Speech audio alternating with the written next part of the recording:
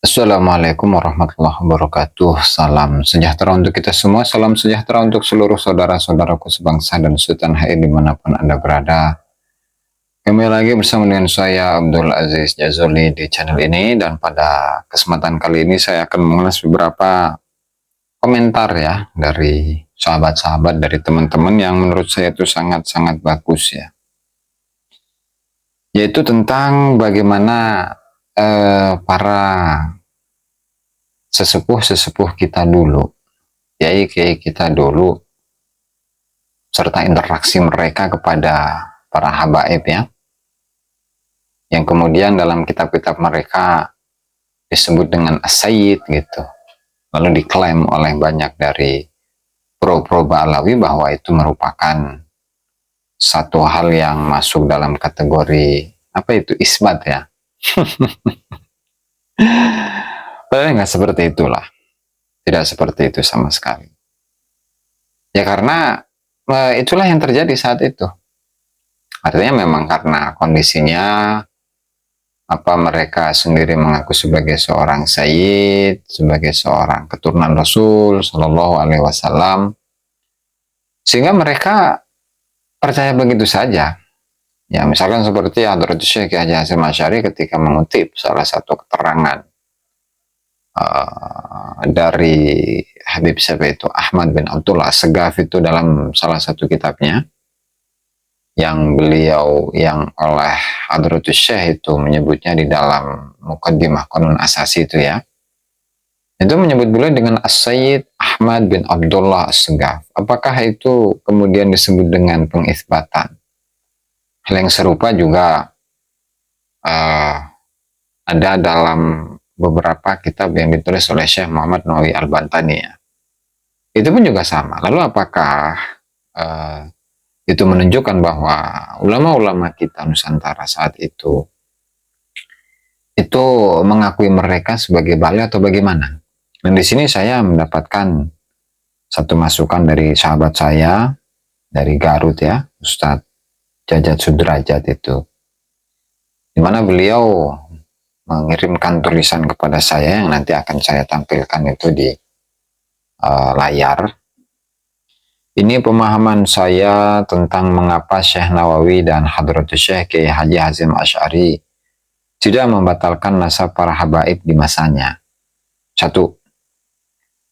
Kelakuan para habaib waktu itu nggak separah sekarang. Maka waktu itu husnudzon tentu lebih diutamakan. Walaupun ada tanda-tanda bukan dzurriyyah, tentu akan diabaikan dulu, karena ada yang lebih utama. Apa hal yang lebih utama?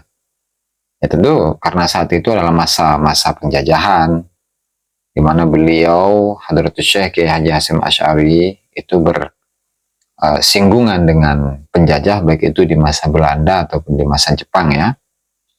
Ya sehingga apa namanya, pandangan beliau ya, atau yang lebih beliau utamakan, yang lebih beliau kedepankan, itu adalah mengenai hal yang paling utama. Ya karena memang saat-saat masa penjajahan, gimana seseorang itu akan mengotak-atik nasab orang lain, akan meneliti nasab orang lain, sementara dia itu berada pada posisi yang tidak mendukungnya untuk meneliti nasab seseorang. Ya tentu hal ini sangat logis ya, karena memang saat itu adalah masa penjajahan, sehingga gimana bisa meneliti apakah Habib itu ya atau Ba'alawi itu merupakan benar-benar sebagai dzurriyyah Nabi Muhammad SAW. Itu satu. Kemudian yang kedua, pada waktu itu negara sedang perang. Tentu Syekh Nawawi dan Kiai Haji Hasyim Asy'ari lebih fokus pada jihad melawan penjajah Belanda ya. Itu tadi sudah yang saya jelaskan itu. Nah, kemudian yang ketiga, walaupun pada waktu itu para habaib diragukan, tentu Syekh Nawawi dan Kiai Haji Hasyim Asy'ari akan kesulitan menelitinya karena sulitnya kondisi, tidak seperti sekarang ya, karena kondisinya kan genting gitu ya. Karena untuk membuktikannya diperlukannya data dan fakta yang akurat dan tentu akan menyita waktu yang cukup lama.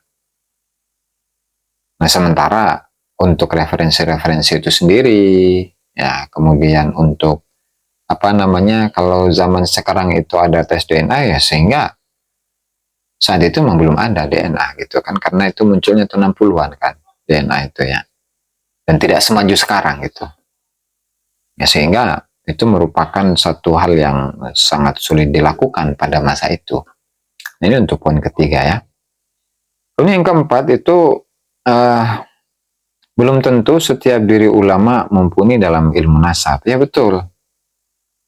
Karena di samping dari referensi-referensi yang kurang lengkap, sulit untuk mendapatkan akses kitab yang di hari-hari ini tuh sangat mudah didapatkan, bahkan apalagi dengan bentuk cetakan, bahkan manuskrip pun sangat mudah didapatkan untuk saat ini ya. Dan hal ini tentu sangat berbeda dengan kondisi yang terjadi pada saat itu ya. Maka 4 hal inilah yang membuat para ulama-ulama kita terdahulu itu tidak sempat barangkali, atau hanya berhusnudon di hadapan para habib-habib itu yang mereka mengklaim dari mereka sebagai keturunan Rasulullah Shallallahu Alaihi Wasallam, yang berhusnudon saja tanpa ada upaya untuk meneliti benar atau tidaknya nasab mereka bersambung kepada Rasulullah Shallallahu Alaihi Wasallam. Itu untuk catatan pertama ya. Untuk catatan pertama. Nah, adapun yang kedua, ini saya dapatkan dari akun ini cemplong anteng ya, 1150. Beliau menuliskan ya, para kiai sepuh dan warga NU banyak yang tidak menyadari bahwa sikap husnudon mereka terhadap Arab-Arab Yaman Ba'lawi bergelar Habib seolah benar sebagai zuriyah Nabi Muhammad Shallallahu Alaihi Wasallam telah disalahgunakan secara negatif oleh oknum-oknum habaib untuk kapitalisasi, satu ya. Kemudian yang kedua, persekusi.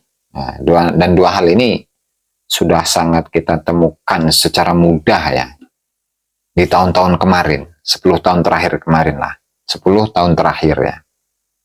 Hegemoni dan penyebaran doktrin paham-paham aristorasisme. Apa ini? Yaitu laki-laki pribumi haram menikahi habibah. Habib-habib haram menyatu, bergaul, dan menyetarakan diri dengan pribumi. Ya betul lah. Kemudian aristokrasisme atau kastaisme dan feodalisme atau perbudakan, jongoisme dan doroisme. Ampun ini yang komentar ini ya. Nah, itulah yang memang fakta saat ini yang terjadi di masyarakat ya, di beberapa tahun terakhir ini. Nah, hanya saja dengan adanya tesis atau penelitian atau sebut apalah, mau makalah kayak, mau apa kayak, terserah ya. Fakta di lapangan bahwa warga NU yang dekat dan menjadi muhibbin Habib-Habib lah yang banyak menjadi korban. Nah, sehingga Kiai Imad tadi itu dalam tulisannya itu sangat memberikan pencerahan kepada masyarakat, dan banyak dari masyarakat yang mengucapkan terima kasih kepada Kiai Haji Imad, dan mulai bermunculan lah kiai-kiai yang dulunya itu diam, tidak bersuara. Kemudian di hari-hari ini mereka berani untuk menyuarakan hal itu, untuk menegaskan bahwasanya Habib itu bukanlah keturunan Nabi Muhammad Shallallahu Alaihi Wasallam. Ya, itu adalah faidah atau barangkali efek positif yang dirasakan oleh masyarakat melihat fenomena-fenomena dari oknum-oknum Habib itu di zaman ini. Sehingga inilah apa yang terjadi di masyarakat.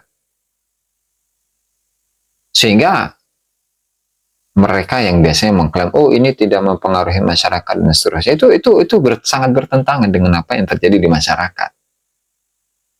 Karena memang untuk masyarakat di akar rumput itu sangat merasakan betapa luar biasanya pengaruh ya dari pemikiran yang dimiliki oleh Kiai Haji Imaduddin Usman Al-Bantani.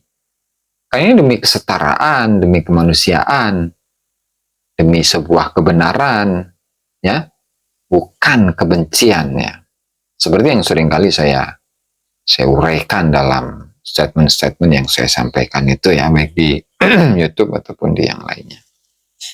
Ya, barangkali itu sahabat-sahabat ya yang dapat saya sampaikan dalam kesempatan kali ini. Mudah-mudahan bermanfaat bagi kita semua dan membawa pencerahan untuk kita semua. Wallahul muwaffiq ila aqwamit thoriq. Wassalamualaikum warahmatullahi wabarakatuh.